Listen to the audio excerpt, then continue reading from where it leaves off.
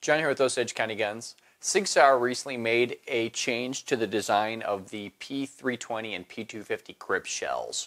And what we've got in front of us is one of the new grip shells in its packaging, and then I've got one of my own P250s next to it. And I'm going to show you the differences in the grip shell and then the added parts, because there is a new slide catch, and that'll need to be installed in the grip shell if you have one of the older P320s or P250s. Moving forward, Sig is shipping the firearms with the upgraded grip shell, the enhanced or newer grip shell, and the new slide release lever, and you won't have to go through this process. So if you're buying either a caliber exchange kit or a new grip shell, and the grip shell is the upgraded model, but you have an older fire control unit, you will need to go and upgrade those parts.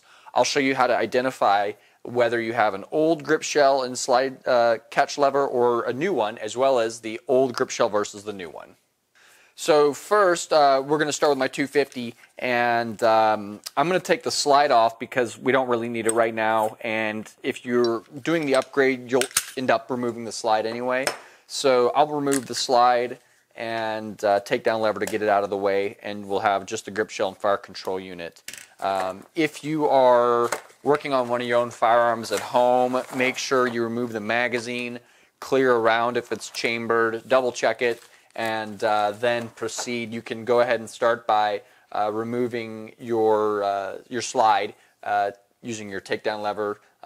For those of you who are new to Sig Sauer, I'll just repeat this process to show you quickly. I'll mount this and then show you. So you're going to start by locking your slide back. So just lock your slide back, check it's clear. You'll rotate your takedown lever down a little past 90 degrees until it stops. Then you can release your slide, take it forward off the frame or off your fire control unit. And then depending on how new your firearm is, your takedown lever may be a little stiff. Over time, this will get a little wear and it'll become loose, kind of like mine is, and you can just remove it. So back to that configuration, and then we're going to start with the grip shell. I just want to show these side by side, and then when I remove my fire control unit, I'll show you again, and then I'll show you the two catch levers to show you what those look like. So what you see here is on the old grip shell, we've got just a small, I'll call that a shelf, where the polymer is beveled out, and then we've actually got more of a trench that'll almost encompass the takedown lever. So with this newer grip shell on the design, and I switched to the other side, you've got that same shelf, and here we've just got a smaller area which will slightly enclose that catch lever. I believe the intention of this is to reduce the likelihood of tripping the catch lever and locking your slide back prematurely while you're shooting. If you're wearing gloves, that may be more prominent. It's not something I've ever had occur as a problem when shooting, but obviously they've made this enhancement. The 320 and 250 fire control units are slightly different, but the process is pretty similar. On the 250, we're going to just push the back of the trigger to free up the unit. You could also grip the rails to pull the unit free, and then I find it easiest if I just ease the hammer back slightly and then pull that trigger through the cutout for the trigger. So now we can look at these again, and you can see a little more clearly the difference in these two grip shells. And to the opposite side, obviously I'm using a subcompact and a compact, but processes are the same. So for the purpose of this illustration, this will work to give you an idea. And I'm actually planning on taking this grip shell and cutting it down to basically run flush fit with my subcompact slide. So I'll get my Dremel out and do some work on this later. So what we've got is we've got our fire control unit, and we've got the parts. So I cut this open to speed it up a little bit. We've got an instruction manual. Interestingly, the instructions say P320. They don't mention P250. To save myself some time, I called Sig and I asked, and it appears that that's just a bit of an omission in the writing of this manual, but or this single page instruction. But it is compatible with the 250 and 320. What we've got here is the post, spring, and the lever. And then we've got our existing unit. So what we're going to do is we will start off by removing the pin which holds the sled catch lever in place. If you're on a 320 or even the 250, you might find that spring comes loose. I find it best if you're doing this and you're working with springs, maybe use a box. Do your work over a box, so if a spring or a pin slides out, you don't want it to disappear on you. It'll at least drop right into your box. But you start by pushing the pin. You can start with just a fingernail just to start it, and then on the other side, we'll go ahead and remove it the rest of the way. I'll just use a little downward pressure on the actual component here so that it doesn't pop out with that spring. And you can see I could catch it with my fingernail. I'm just holding that catch in place. So we're going to reuse our pin, and then I'll remove the sled catch. In this case, the spring is staying in it. On your 320, I suspect it's using that same design, but just be careful in case that tries to pop out on you. So now we're going to insert the post.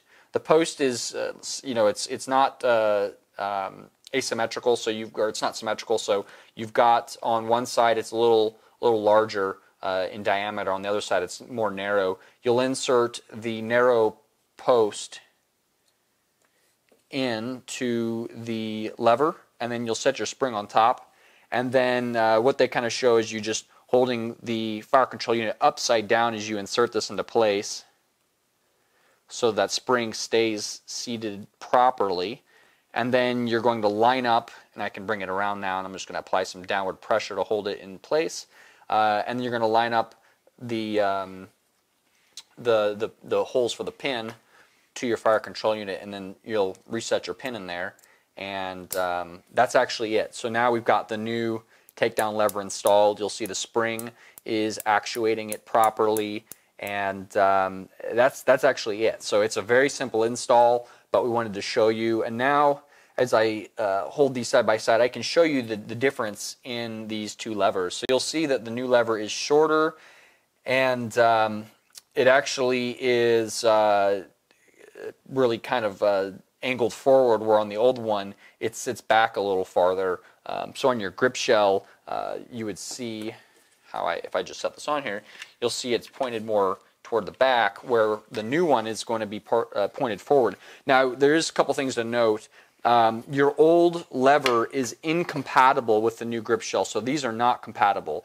You'll see here, if I line this up, you'd have to take a Dremel and Dremel out, or a file and file out some of this polymer on both sides if you wanted to use your old takedown lever with the new grip shell. However, the new design is compatible with the old grip shells. So if I want, I could take and install this in my old fire control, or my fire control unit in my old grip shell, and you'll see here that it will fit just fine and it'll function just fine.